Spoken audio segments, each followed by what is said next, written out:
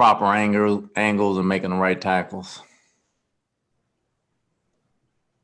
Do you still get nervous about opening day in the NFL? Do you still get the butterflies, anxiousness? All the time. All the time. The first game, opening day is always important, especially as a coach, because you don't know what you're going to expect from the other team. And partly you have to make sure your team is taken care of. So, it's always butterflies to see what happens. Thank you. Okay, next is going to be Greg Allman. Hey, Todd, I know you don't have to deal with this, but if you were on the other sidelines in terms of trying to anticipate what an offense might look like with a new pairing of coach and quarterback, how hard is that to anticipate kind of what the Saints will be seeing on Sunday on the other side of things? I think everybody's going to see the same thing. Every time, whether you have a new coach or a new quarterback or whatever, you have to prepare for opening day, and you have not seen that team in a year. So everybody's going to have new wrinkles. You just have to trust and read your keys and trust your players, and you have to adjust on the fly. And then you just coach football and play football. I don't think you can overthink it. How much, in terms of players understanding your defense, how much different are they today than they were the first time you went to New Orleans last year? Well, as far as understanding it, they know it a little better than they knew it a year ago. Obviously, with experience, comes time. So, they understand it a little better. We're still getting some kinks out here and there, but I think they have a good understanding of what we're trying to do. Thanks, Todd. Okay, next is going to be Jenna Lane. Hey, Coach, you mentioned one of the goals that you had for your young guys on the back end, or really as your defense as a whole, was to get better in your disguises. And you thought that going against Brady would be a good measuring stick of that. Where do you think you guys are at in terms of those disguises this year versus last year? I mean, we're ahead of last year just because of the experience. That doesn't make us experts by no means. We just have to continue to keep working and keep trusting each other and keep playing off each other. And I think if they do that, they'll be fine.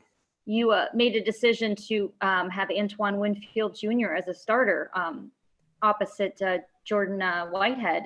I know that Coach Arians went into that decision a little bit already, but, that's a lot of confidence, obviously, you have in this young guy. What gives you that type of confidence to know that you can trust him out there, even in a situation like this?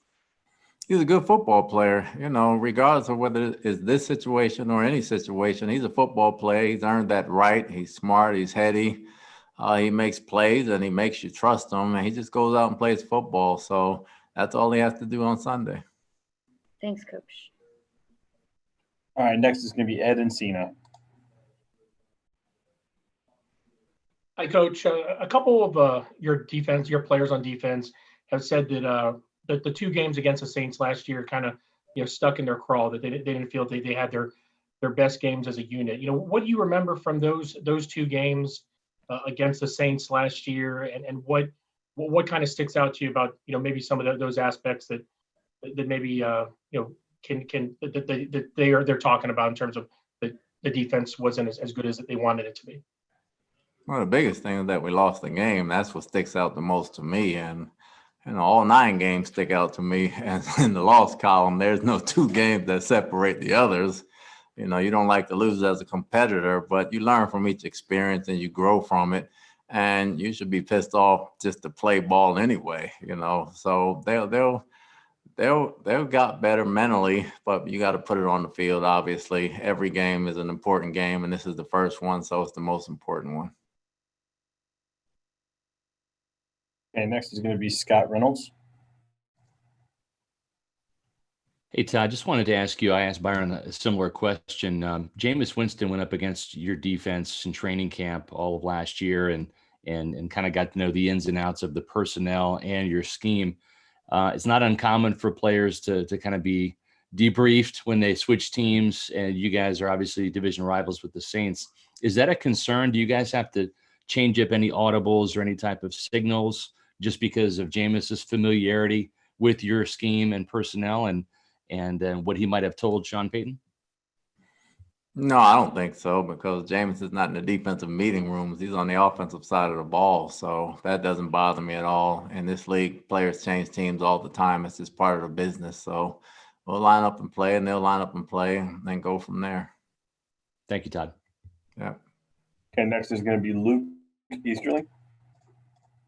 Todd, when the team drafted Devin White, number 5 overall last year, I think a lot of it had to do with the fact that he was viewed as a guy who could come in and lead right away, and the fact that he's going into his second season now and has already been voted a captain. How much is that just an example of how much that confidence has been validated and what you've seen in him as a player and a person on and off the field? Yes, it's not just his leadership skills. I mean, he can flat out play. He has physical tools and athletic tools to help him play the game. And the fact that his leadership skills are there just plays a big part of it. So the guys believe in him. We believe in him as a coaching staff, and I think that's a credit to him.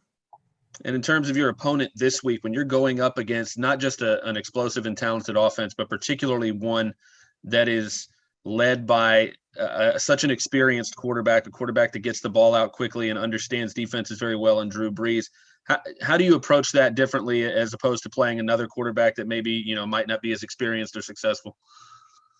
Every week is different. I think the first game of the year, it doesn't matter who the quarterback is because nobody's seen each other play in a year. So you have to cross your T's and dot your I's and play fundamentally sound football because they have a lot of playmakers all over the field. So we just have to do what we know how to do and play ball and trust our instincts. Thanks, Todd. Yeah. Okay, next is going to be Casey Hudson. Hi, Coach. I was just wondering, last year the defense spent a lot of time on the field. You can almost say that they were overworked and worn out a bit. What are you looking to accomplish this season, seeing as how, offense will hopefully make that an easier job for your D? Well, I mean, if we're not on the field, we're not making plays. That's our job, to be on the field and try to get stops and turnovers for the offense. So we don't mind how long we're out there. We just got to have results while we're out there. And that's our focus and that's our goal. Get the ball back and get as many stops as we can to give the offense a chance to score.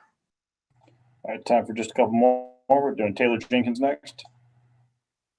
Hey, Coach. You and Coach Rapone have spoken about the versatility in your safeties and how important that is. So strong, free, nickel, that's all a given. But do you see Antoine Winfield as a guy who's capable of lining up along the defensive line, setting an edge in 3 safety sets, playing that money backer role, lining up out wide? How many positions on this defense do you see him as capable of playing? Well, that's yet to be determined. Obviously, in this short amount of time right now, he's concentrating on safety. But as the season goes along, and we'll see what kind of things we can pull out from a game plan standpoint. But that'll be determined at a later date. Right now, he's just concentrating on safety. Thank you so much, Coach. Yeah. All right, our last question will come from Leo Haggerty. Coach, you mentioned that tackling is a problem early in the season. With only 14 padded practices, is there any other issues you're concerned about? No, I wouldn't say concerned. I mean, obviously, the tackling and the mental part of it and the excitement of the first game is all important right there. So you just try not to overthink it and you line up and let them play. You line up and let them play. All right, that's all for today. Thanks, Coach. Yep, thank you.